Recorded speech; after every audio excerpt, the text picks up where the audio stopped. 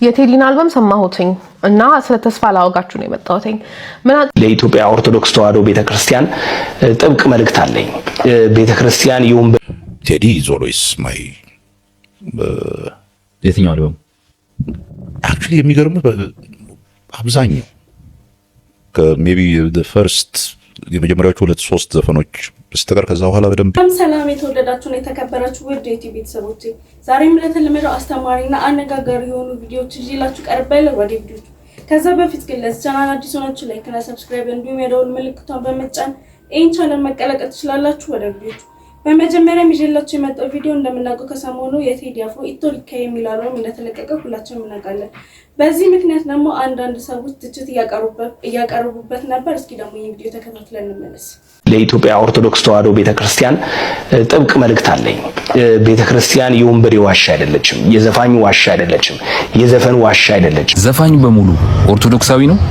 ይህንን በማስረጃ ነው መሞግታችሁ። አብዛኞቻችሁ ከቴዲ አፍሮ አልበም ከመለቀቅ ጋር አያይዛችሁ ነው የኦርቶዶክስ ተዋሕዶ እምነትን ከዘፋኝነት ጋር ለመውቀስ የሞከራችሁትና እኔም ከሱ አልበም አንፃር ልነሳ በማስረጃ። የቴዲ አፍሮን አልበም ያቀናበረው ወጣቱ ልጅ ፕሮቴስታንት እንደሆነ ምን ያህሎቻችሁ ናችሁ የምታውቁት? ሌላው በቴዲ አፍሮ አልበም ላይ በአንድ ትራክ ላይ የተሳተፈ አንድ ልጅ አለ። ከደቡብ ኢትዮጵያ አካባቢ ወጥቶ የደቡብን ሙዚቃ በኢትዮጵያ እንዲገን እንዲታወቅ በዘፈን በሙዚቃ ትልቅ አስተዋጽኦ ያደረገው አስጌ ዲንዳሾ የሚባለው አርቲስት ወይንም ዘፋኝ ፕሮቴስታንት እንደሆነ ምን ያህሎቻችሁ ናችሁ የምታውቁት? አለፍ ወዳሉት ደግሞ ሊሂድ ዘመናዊ ሙዚቃዎች በተለይ አሁን ባለንበት ዘመን አብዛኛዎቹን የሚያቀናብሩት እንደነ ጊሎ ካሳ እንደነ ካሙዙ ካሳ አይነቶች የፕሮቴስታንት እምነት ተከታይ እንደሆኑ ምን ያህሎቻችሁ ናችሁ የምታውቁት? ትልቅ ስቱዲዮ አላቸው አዲስ አበባ ላይ ሻኩራ ስቱዲዮ፣ ዘፈን ወይንም ሙዚቃ የሚፈበረክበት ፋብሪካ ማለት ነው። የዛ ባለቤቶች ፕሮቴስታንት እንደሆኑ ምን ያህሎቻችሁ ናችሁ የምታውቁት? በጣም ብዙ መጥቀስ እችላለሁ። እናም እባካችሁ ግድ የላችሁ የኛም ቤት መታችሁ የኦርቶዶክሳውያንን ቤት መታችሁ ታጸዳላችሁ። መጀመሪያ የራሳችሁን የቆሸሸውን ቤት አጽዱ። ቢያንስ እኮ አንድ ሰው ሌላን ሰው ባለጌ ሲል እሱ ምን መሆን አለበት? ጨዋ መሆን አለበት። አሁን የጠቀስኳቸውን የመሳሰሉ የኢትዮጵያ የሙዚቃ ኢንዱስትሪ ላይ ትልልቅ ስራ እየሰሩ ያሉ የፕሮቴስታንት እምነት ተከታይ የሆኑ ግለሰቦችን በእምነታችሁ ውስጥ ይዛችሁ የኦርቶዶክስ ተዋሕዶ እምነትን መታችሁ ዘፋኝ በሙሉ ከኦርቶዶክስ ነው ምናምን ብሎ መቦትረፍ ምን የሚሉት ነው? እናም እናንተ ሚዲያው ላይ ወጣችሁ አወራችሁ ተንጫጫችሁ ማለት ልክ ናችሁ ማለት አይደለም። ዝም ያልነው መልስ ስለሌለን አይደለም፣ ለዛውም በማስረጃ አለን። ይህን ቪዲዮ አድርሱልኝ። አመሰግናለሁ። ቪዲዮ እንደተመለከታችሁት ነው። ምን ትላላችሁ? ልክ ነው ብዬ እኔ አላስብም። እስኪ እናንተስ የሚሰማችሁን ነገር ኮሜንት ላይ ጻፍ አድርጉልኝ። ወደ ቀጣይ ቪዲዮ መቀጠል ደግሞ ይዤላችሁ የመጣው ቪዲዮ ፕሮፌሰር ብርሃኑ ነጋ ወቼጉር ላይ ቀርቦ አንዳንድ ነገሮችን እየተናገረ ነበር። እስኪ ደግሞ ይህ ቪዲዮ ተከታትለን እንመለስ። ዲስፔክት እንዳታስበው ነው። አሁን ደሞዙ ቆንጆ እንዴት ነው ደሞዙ? ይሄ በጣም ጥሩ ጥያቄ ነው። because I think ብዙ ሰው ቢያውቀው ጥሩ ይመስለኛል። እኔ ሚኒስቴር ሆኜ ስቀጠር የማገኘው ኔት ደሞዝ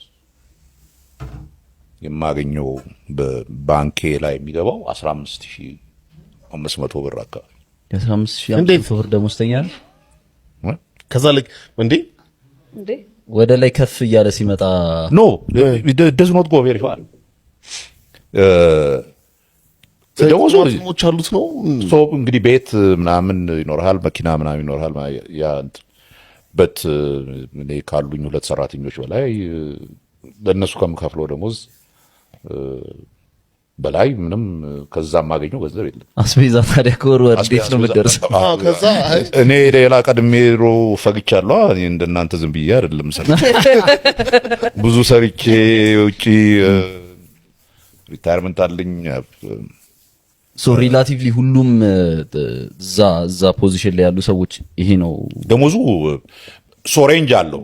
እኛ እንግዲህ አዲስ ነው፣ አዲስ ስትሆን አዲስ ተቀጣሪ ስለሆንኩ እንደሆነ አላውቅም። ብቻ አሁን በዛ ሰሞን ተጨምሮ 18000 ምናምን ደርሷል።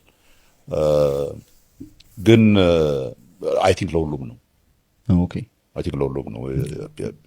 ስለዚህ አሪፉ ነገር እዛ ፖዚሽን ላይ መሆን ቤት ነፃ ነው፣ መኪና ነፃ ነው።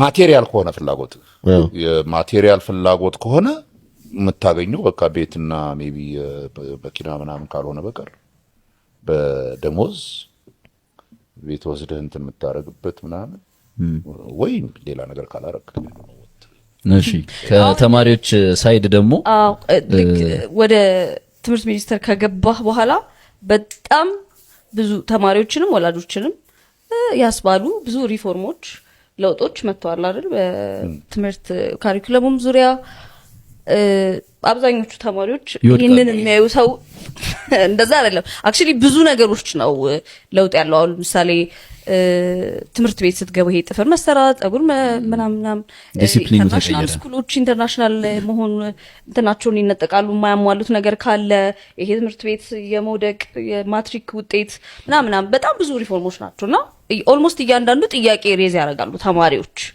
እናንተ ያረጋችሁበት ሪዝኒንጎች ምንድናቸው ሜቢ ሁሉንም ላትነግረን ትችላለህ ኦቨርኦል ግን ሪፎርሙ የመጣው ምንድነው አንድ ላይ እንትን ምንድነው ይሄ የማለፊያ ነጥቦች እንትን ማለትና ምንድነው መጨመር እና የሚያልፉት ተማሪዎች ቁጥር እንዲቀንሱ ማድረግ ብዙ ተማሪዎች ለውድቀታቸው ምክንያት ኦኬ እሱ ነው ለምን አንተ ከመጣ በኋላ ስለሆነ ማለት ነው እነዚህ ለውጦች ያሉትና እሱን እንዴት ነው እናንተ አንድ ልምታረጉት ሶ ይሄ በጣም ሰፊ ቶፒክ ነው አይ ዶንት ኖ ሁሉንም እንዴት አድርገን ከበር እንደምናደርገው ግን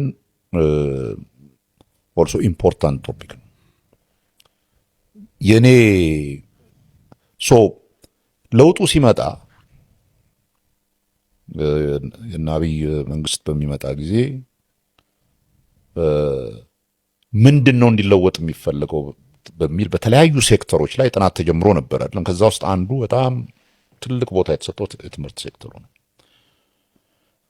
የትምህርት ሴክተሩ ትልቅ ቦታ የተሰጠበት ምክንያት አንድም በአስፈላጊነቱ ሁለትም በነበረበት ክራይሲስ ነው በነበረበት ቀውስ ነው አስፈላጊነቱ ላይ ጥያቄ የለም ትውልድ በትምህርት የአንድን ትውልድ የሚያንጸው አንድም ቤተሰብ ነው ከቤተሰብ በላይ ብዙ ጊዜውን የሚያጠፋው ትምህርት ቤት ነው ቪዲዮ እንደተመለከታችሁት ነው በጣም ደስ የሚልና የሚገርም ሰው ነው እስኪ እናንተስ ምን አይነት ሰው ይመስላችሁ ነበር እንደኔ ገመታችሁ ነገር ካለ ኮሜንት ላይ ጻፍ አድርጉልኝ ወደ ቀጣይ ቪዲዮ እንሂድ ቀጣይ ደግሞ ይዤላችሁ መጣሁት እንደምናውቀው ከሰሞኑ ብዙ ነገሮች ጨምሯል ውሃ ራሱ በአቅሙ 50 ብር ገብቷል ሀገራችን ላይ በተፈጥሮ የምናገኘው ነገር እስኪ ደግሞ ስለዚህ አንዳንድ ቪዲዮችን ይሰራልን ወንድማችን ውስኪ ጠጪ ኢህአዴጎች እባካችሁን ውሃ የናፈቀው ህዝብ እንዳለ አትርሱ ይላል መደመር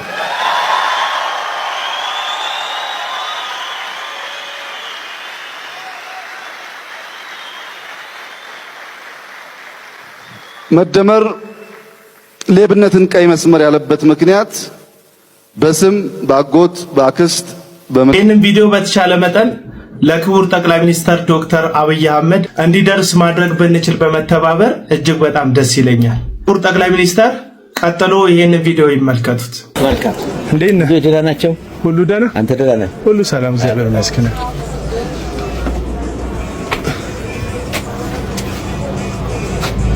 ባለሱቅ 2 ሊትር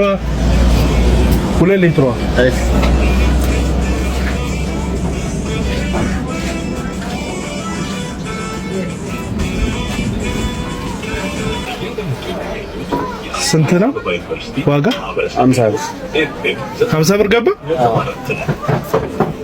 በጣም ፈጠነ አሁን የተመለከቱት ቪዲዮ ይህንን 2 ሊትር ውሃ ከሱቅ ለመግዛት ሲሄድ የቀረጽኩት ቪዲዮ ነው የትኛውም ዓለም ላይ ሰዎች በመድራቸው የሚያገኙትን ተፈጥሯዊ ስጦታ በርካሽ ወይም ከሌላው ዓለም ቀነስ ባለ ዋጋ የማግኘት እድል አላቸው አረብ ሀገራት የሚገኙ ዜጎች ከየትኛውም ዓለም ይልቅ ነዳጅን በርካሽ የማግኘት እድል እንዳላቸው ሁሉ እኛም ኢትዮጵያውያን ደግሞ ከአምላክ እንደገጸ በረከት የተሰጠን አንድ ተፈጥሯዊ ነገራችን ቢኖር የከርሰ ምድር ውሃ ነው ኢትዮጵያ ትንሽ መሬቱ ጫርጫር ሲደረግ ከውስጡ የከርሰ ምድርን ውሃ የሚያፈልቅ በረከት ያለባት አገር ሆና ሳለ እነኚህን የታሸጉ የውሃ መጠጦችን የሚያከፋፍሉ ድርጅቶች ግን ከልክ በላይ ህዝቡን እየተጫኑ ዋጋ እየጠሩ ነው የሚገኙት ውሃ እንደሚታወቀው የቅንጦት ነገር ሳይሆን የህልውናና የህይወት ጉዳይ ነው ልጆቻችንን የምናሳድገው ለመጠጥ ውሃነት የምንጠቀመው በዚህ ሰዓት ላይ አዲስ አበባን ጨምሮ የተለያዩ የክልል ከተሞች ላይ እኚህን የታሸገ ውሃ እንደሆነ ሀገር ያወቀው ፀሐይ የሞቀው ጉዳይ ይመስለኛል። አጋጣሚዎችን እየተጠቀሙ የቅንጦትን ሳይሆን የህልውና ጉዳይ የሆነው ውሃ ላይ ከመጠን በላይ ዋጋ ማዋደድ እየጨመሩ ያሉ የከርሰ ምድር ውሃ እያሸጉ የሚሸጡ የተለያዩ ድርጅቶች አሉ። በእነዚህ ድርጅቶችና በአከፋፋዮቻቸው ላይ ቁጥጥር እንዲደረግ እነሱ አጣርተው አሽገው ለመሸጥ እስከ 12 ብር የሚፈጅባቸውን ይህን የታሸገ ውሃ እኛ እጅ ላይ ሲደርስ 50 ብር፣ ሆቴሎች ውስጥ ደግሞ 70 እና 80 ብር በዚህ ሰዓት ላይ 2 ሊትር ውሃ እየተሸጠ ነው የሚገኘው። የጃሩን ጉዳይ አያንሱት። በዚህ ሰዓት ላይ የጃር ውሃ ከ150 እስከ 160 ብር እየተሸጠ ያለበት ሁኔታ አለ። በአንድ ጊዜ 50 እና 60 ብር ጨምሮ ነው የሚገኘው። ጠቅላይ ሚኒስትር ክቡርነቶ በእነዚህ ጉዳዮች ላይ ቢያንስ አስተያየት ቢደረግባቸው፣ የዳቦ ዋጋ የውሃ ዋጋ ቢታሰብበት መልካም ይመስለኛል። አስተያየቱን ተቀብለው ደግሞ ፈጣን ምላሽ እንደሚሰጡን እንደ ህዝብ እንደ ግለሰብ እተማመኑበታለሁ። አመሰግናለሁ። ቪዲዮ እንደተመለከታችሁት ነው። በጣም የሚገርም ነገር ነው። ምን ትላላችሁ? ይሄ ነገር ተገቢ ነው ብዬ ያላስብም። እስኪ እናንተስ የተሰማችሁ ነገር ካለ ኮሜንት ላይ ጻፉ አድርጉልኝ። ወደ ቀጣይ ቪዲዮ እንሂድ። አንድ ወጣት ቴዲ አፍሮ ለምን ይወቀሳል የሚል ቪዲዮ ሰርቶልናል። እስኪ ደግሞ የቪዲዮ ተከታትለን እንመለስ። ቴዲና ቢኒያም መቄዶንያን የወለደች ማህፀን ምንኛ የታደለች ነች። ምንኛ ወንድሙ በሆንኩና ቤቱ በተመላለስኩ። ምን ነው ያምለሰት ወንድም በሆንኩና ቤቱ በተመላለስኩ። ምንም ቢዘፍን ቴዲ እንደማይሳታት እርግጠኛ ስለሆንኩኝ አድናቆቴን ቀድሜ ልካለሁ። ቴዲ እኮ ትክክለኛ ኢትዮጵያዊ ነው። ቴዲን የሚጠላለ ማለት እኮ ኢትዮጵያዊነትን የሚጠላለ ማለት ነው። ምን ነው ቤቱ ገብቼ በነጠላ ጫማና በቢጃማ ባጠገቤ እንደተራሰው ሲያልፍ ባየሁት። ቴዲ የተማረበት ትምህርት ቤት በመማሬ ደስ ይለኛል። የቴዲ ቦታ ይሆናል እያልኩኝ አንዱ ጋር ሄጄ እቀምጣለሁ፣ አንዱ ወንበር ላይ ሄጄ እቀምጣለሁ። ምን አጠፋ ቴዲ? ነይ ማታ ማታ እሺ ማታ አብረን ካላደር ጠዋት ስነሳ መብራት ሲጠፋ በመስኮት ወጥተሽ በበር ገብተሽ ምናምን የሚል ስራ እኮ የሰራ ሰው የለም ቴዲ። ዳላክ ምናምን እኮ ያለ ሰው ነው። ሸመንደፈር እኮ ያለ ሰው ነው። ኢትዮጵያ ያለ ሰው ነው እንዴ። በኮማንድ ፖስቱ ታስሬ ተሰብስበን እያወራ ቴዲን አልወደውም ማለት ለምን እለዋለሁ። በቃ ዝም ብዬ እንደዚህ በቃ አይመቸኝም። መልእክቱ ጥሩ አይደለም፣ አልሰማሁትም። በቃ እኔ አያገባኝም፣ አይመቸኝም። ጭፍን ያለ ጥላቻ በ17 መርፌ ስላለ ያው ስለተወጋበት ነው እያለ እሱ ጎንደር ጎንደር አለ። ችግር አለው እሱ። የጅማ ወጣት የአሩሲ ወጣት ምናምን ተብሎ እንዘፍን የለ ይዘፈን የለ እንሰማ የለ የወሎዋ ቆንጆ ይባል የለ የሐረር የድሬዳዋ ቆንጆ ምን ይባል የለ እንዴ? እኛ እኮ ከዚህ አልፈን እና የምንምና ቱፓክን እንሰማለን፣ እንወዳቸዋለን ከወገናችን አልፈን። ለምን ትልቁ ኢሜጅ አይታያችሁም? ኢትዮጵያዊነት የሚለው በዋሌት ሳይዝ ፎቶ ለምን ታምናላችሁ? ሁለት አይን ሳይኖራችሁ ለሊት አንድ አይን ይብራላችሁ ወይስ ሲነጋ ሁለቱ ይብራ ስትባሉ እኮ አንድ አይኑ ይሻለኛል ትላላችሁ። አንዱ ከበራላችሁ በኋላ በአንዱ አይናችሁ ተኝታችሁ ሲነጋ ሁለት ሆነልኝ የምትሉ ሰዎች ናችሁ። ቴዲ ለገንዘብ ብሎ ምናምን ነው የለቀቀው ትላላችሁ። ዘፈን ቸግሮት ነው ቴዲ በየሳምንቱ በየወሩ አልበም መልቀቅ አቅቶት ነው? ቀስ እያለ የበሰለ ስራ እየሰራ እኮ ነው። የምትሳደቡትን ሰዎች እኮ ጠርቶ እቤት እኮ ማኖር የሚችል ሰው ነው። ማስተዳደር እኮ የሚችል ሰው ነው። እንዴት ብታስቡ ነው ቴዲ ለገንዘብ ነው የዘፈነው ምናምን? መርጦ አልቃሽ ምናምን ትላላችሁ፣ መርጣችሁ እየገደላችሁ። ስለ ኢትዮጵያዊነት ነው ቴዲ የሚዘፍነው። ኢትዮጵያን ካልወደድካት ቴዲ ልትወደው አልችልም። በቃ ግልጽ ነው። ቴዲን ምን ላይ ቆማችሁ ነው ግን የምትመዝኑት እናንተ? እንኳን ቴዲን ለመውቀስ አይደለም ቴዲን ለማመስገን እኮ አቅሙምና ብቃቱም የለንም።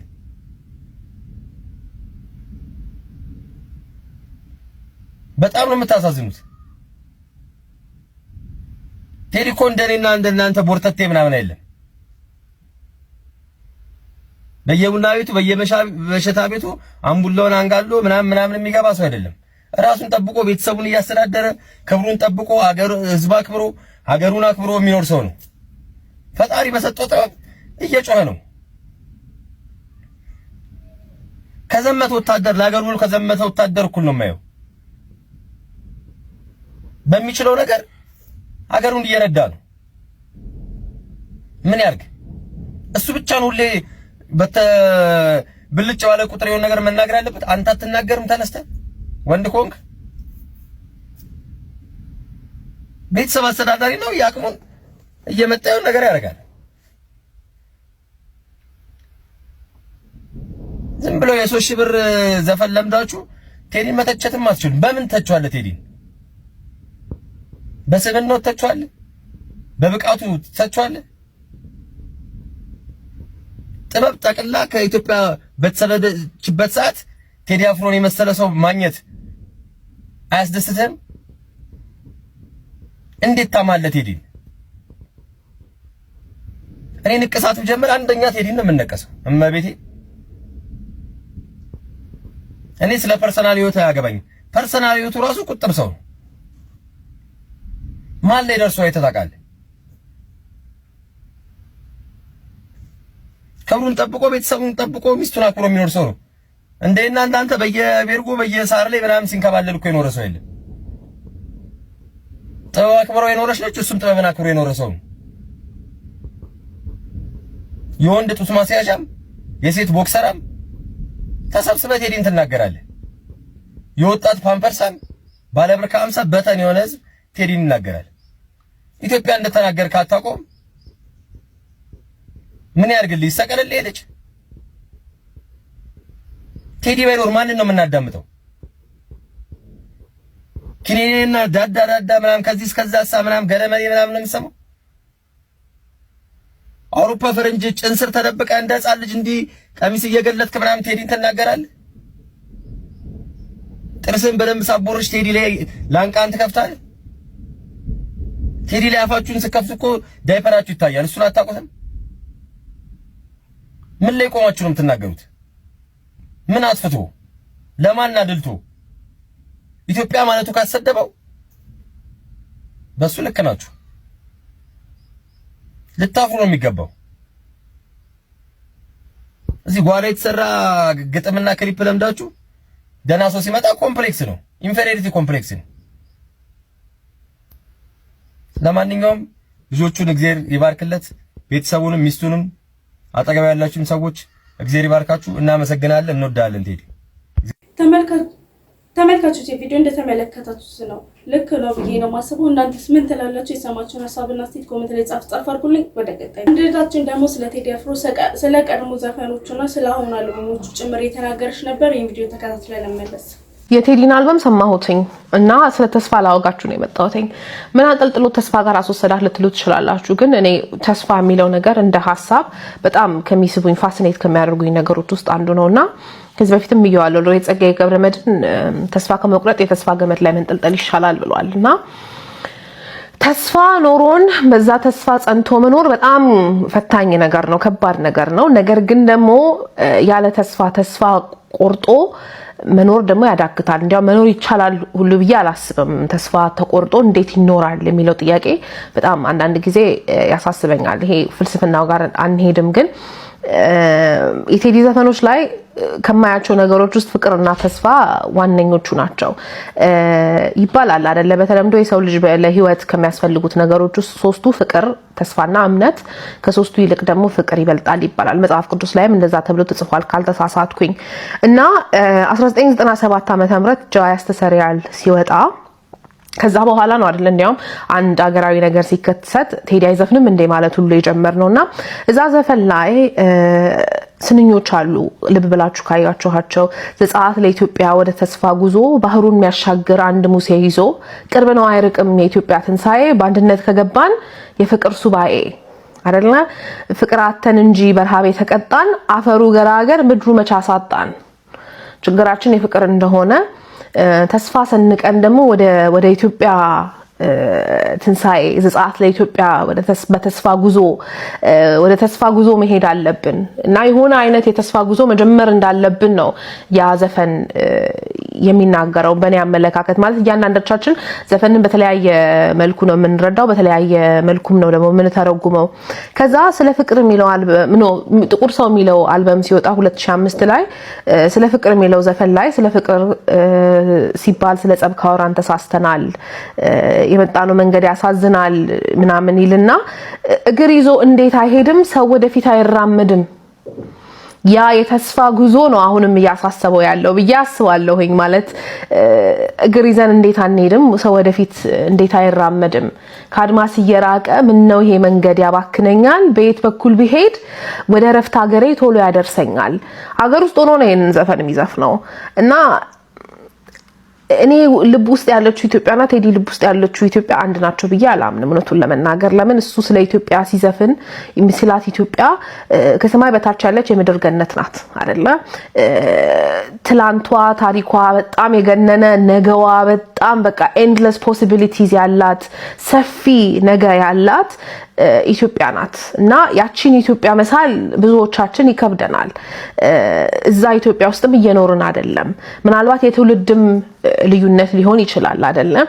የሆነ ትውልድ ላይ ተወልደው ያደጉ ሰዎች ከኢትዮጵያዊነት ጋር ያላቸው ትስስር፣ ስለ ኢትዮጵያዊነት ስለ ማንነታቸው ያላቸው ዕውቀትና በኔ ደግሞ በዘጠናዎቹ ተወልደን ያደግን እዚህ ብዥታ ውስጥ ያደግን ልጆች ከትውልዳችን ከማንነታችን ከሀገራችን ጋር ያለን ግንኙነት ይለያያል። በሱም አንጻር ሊሆን ይችላል አላውቅም። ግን 2010 ላይ ኢትዮጵያ አልበም ሲወጣ ቴዲ ስለ ተስፋ መዝፈን አይጠበቅበትም ነበረ። ማለት ሁላችንም በተስፋ ሞልተን ነበረ።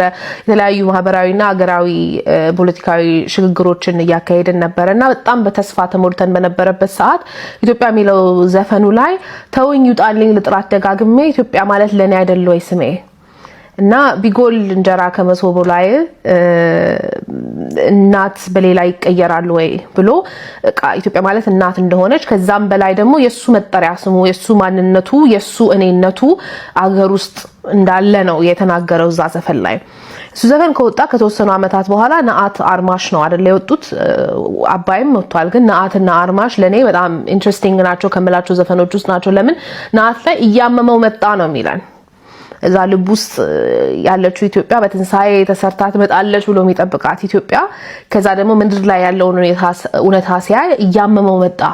የሚያዜም ይመስላል ሲያጣጥር ተጨንቆ ውስጡን ሲሰብቅለት እያለ ማሲንቆ።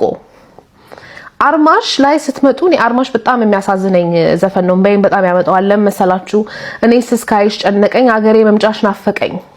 አገር ውስጥ ሆናችሁ የሀገር መምጫ ሲናፍቃችሁ ማለት ከሀገር ውጪ ላለ ነው ሀገር ናፈቀን ብንል ልንረዳው እንችላለን። ግን አገር ውስጥ ሆናችሁ ባይተዋርነት ስሜት ተሰምቷችሁ ሀገርን መናፈቅ በጣም ፈታኝ ስሜት ነው። ለምን የት ትሄዳላችሁ ከዛ ውጪ? እና ቀን እየሄደ ቀን መጣ ይልና ኢትዮጵያ እንድትመጪ ስንት ቀን ይበቃል ብሎ ጠይቆ እኔማ ላይሽ በቶሎ ምኞት ነበረኝ ግን ባባው ናፈኩሽና እንባ ቀደመኝ። እና እዛ ላይ ይሄ የምናቀው ቴዲ አፍሮ ባለትዳሩ የቤተሰብ አስተዳዳሪው ምኑ ሳይሆን በቃ የሆነ ልጅ ሆኖ ነው የሚታየኝ። የሆነ ነገር ተስፋ አድርጎ ጠብቆ ያ ነገር ወይ ላይ መጣ ነው ወይ የሚመጣበትን ቀን አያውቀውም። እና ምናልባት ደግሞ ሳያየው ሊያልፍ ነው ኖሮ እና እሱ ከባድ ነገር ነው። እና ደበበ ሰይፉ አንድ ግጥም አለው አታልቅሳት በሉኝ አትጩሃት በሉኝ የሚል ማለት ነውና እዛ ዘፈን ላይ ግን አሁንም በቃ ተስፋ ሰንቄ በወንዜ ባገሬ ያለው ሀገር ናፍቄ ብሎ ይለናል። ከዛ ደግሞ ኢትዮጵያን በመስከረም አይደለ ኢትዮጵያ ካልመጣች አመት አውደ አመቱ በቃ ልጆች ችቦ ይዘው ሲሉ ምን ሲሉ አይደምቅም እና ብቅ በኢትዮጵያ ሁኝና መስከረም ይላል። እኛ እስከ መንገድ ላይ ጠፍተን መቻወቅ ነው ብንሄድ አንደርስም ገና ነው እና ያ ጉዞ አሁንም እንደቀጠለ ነው። ከዛ ያንን ጉዞ ይዛችሁ ነው እዚህኛው አልበም ላይ የምትመጡት። ዳስጣል ብሎ ሲጀምር እኔ ገና ሩስን ሳየው ከዚህ ዘፈን እንደምጀምር እርግጠኛ ነበርኩ። ደግነቱ የመጀመሪያው ዘፈን ነበርና ዳስ ጥሎ ሀዘን ላይ ተቀምጧል። አገርን የምታክል ነገር ሞታበት ሀዘን ላይ የተቀመጠ ሰው በጣም ከባድ ነገር ነው አጀማመሩ ራሱ አይደለ። ለውስጥ ሀዘን ለቅሶ ነው የሚለው ማለት አገር ከሞተባችሁ መጀመሪያ እናንተ ናችሁ የምታለቅሱት። ከዛ ግን ደግሞ ለቅሶ መደራረስ ራሱ ባህላችን ነው እና አገር ስትሞት እነዚህ አስተሳስረው አዛምደው የሚያኖሩን ትንንሽዬ እሴቶቻችን አብረው ነው የሚሞቱት። ስለዚህ ለቅሶ አለ ተብሎ በይፋ ቢታወጅ ራሱ ለቅሶ የሚደርስ አይኖርም። ለምን? ለቅሶ መድረስ እሴታችን ነው እና እዛ ለቅሶ ላይ ያለ ሰው ነው እና እሱን ዘፈን ስሰማ በቃ እውነትም ተስፋው ተፈተነ ይበልጣልኩኝ። ለምን እንዴት ሰው ተስፋ አይቆርጥም ብዬ አስባለሁኝ። እኔ ተስፋ እንዲቆርጥ ፈልጌ አይደለም፣ ግን ይሄን ሁሉ አመት ያንን ተስፋ ይዞ መጓዝ በጣም ትልቅነት ነው እና ከሚገርመኝ የቴዲ አፍሮ ዘፈኖቹ ላይ ከማገኛቸው ሀሳቦች ውስጥ አንዱ ይሄ በቃ ተስፋ ለመቁረጡ ነውና አገር የሞተበት የት ያለቅሳል ሄዶ እዛ ጋር አገር ላይ ሆኖ አገር ሲናፍቅ የነበረው ዛሬ ደግሞ አገር ሞቶበት የት ሄዶ ያልቅስ አይደለ? ግን ሊቀብራት ፈቃደኛ አይደለም። ያቆምኳት ሰንደቅ ተፈትኜ በሳት እንዴት አቀርቅሬ ባንዲራዬን ላንሳት። በጣም ከባድ ነገር ነው እና እዛ ላይ የሆነ አይነት እኔ አማርኛ ቃሉን አላውቀውም፣ ግን there's a reckoning አይደለ? በቃ ከራሱ ጋር ይጣላል፣ ይፈተናል፣ ተስፋውን ይቆርጥና ድጋሚ እዛ ተስፋ መቁረጥ ውስጥ ተስፋን ያገኛል። እኔ ያ ዘፈን እንደዛ ነው የታየኝ። ለምን ሁለት ዘፈን ነው ራሱ ዳስጣል ብሎ ጀምሮ አንሳው ብሎ ነው የሚያልቀው አይደለ? መሀል ላይ በቃ ባንዲራ ብትረገጥ ኢትዮጵያዊነት ቢገፋ አገርን ለማቆም እስከዛሬ ድረስ ዋጋ የከፈሉ ሰዎች ዛሬ ነው እውነትም የሚሞቱት። ለምን? ሰው ሲሞት በሰራው ስራ ከመቃብር በላይ እየተወደሰ እየታወሰ ይኖራል እና አገር ከሞተች እውነትም እነዚህ ሰዎች በቃ ዳግም ይሞታሉ አይነት ነገር ነውና ከባድ ነው። በስንት ሳክሪፋይስ በስንት መስዋዕትነት እዚህ እንደደረሰች ያስታውሳል። የሆነ እንጉርጉሮ ሙሾ የሚመስል ነገር መሀል ላይ አለ። ከዛ በኋላ ባንዲራዬን ላንሳ እኮ አይደለም የሚለው አይደለ? ማንነቱን አውቋል፣ ታሪኩን አውቋል አይደለ? ልጅ ለእናቷ መጣት ታስተምርም። በቃ እኔነቴን አውቀዋለሁ፣ ማንነቴን አውቀዋለሁ፣ የትኛውን ታሪኬን ይዤ ተስፋ እንደማድረግ፣ የትኛውን ታሪኬን ይዤ የትኛውን ኢትዮጵያ እንደምጠብቅ ነው ያውቀው። ቪዲዮ እንደተመለከታችሁት ነው። በጣም ደስ የሚል ንግግር ነው። እስኪ እናንተስ ምን ትላላችሁ? እንደተለመደው የሰማችሁ ሀሳብና አስተያየት ካለ ኮሜንት ላይ ጻፍ አድርጉልኝ። ወደ ቀጣይ ቪዲዮ እንደምናውቀው ቴዲ አፍሮ አልበሙን የለቀቀበት ቀንና ወሩ ሁሉም 8/8 የሚያካትት እንደሆነ ሁላችንም እናውቃለን። በሱ ዙሪያ ደግሞ አንዳንድ ሰዎች የተለያዩ ነገሮችን እየነገሩ ነበር። ይሄን ቪዲዮ ተከታትለን የተለያየ ሀሳብ ሰጥቶናል። በተለያየ መንገድ ነው የተነተና 8/8። እናንተስ እንዴት ነው የምታስቡት? የተሰማችሁን ሀሳብና እስቲ ኮሜንት ላይ ጻፍ አድርጉልኝ። ለዛሬ ይዤላችሁ የመጣው ቪዲዮ ነው። በድጋሚ ለዚህ ቻናል አዲስ ሆናችሁ ላይክ እና ሰብስክራይብ እንዲሁም የደወል ምልክቱን በመጫን ይህን ቻናል ማይቀላቀላችሁን አትርሱ። አመሰግናለሁ።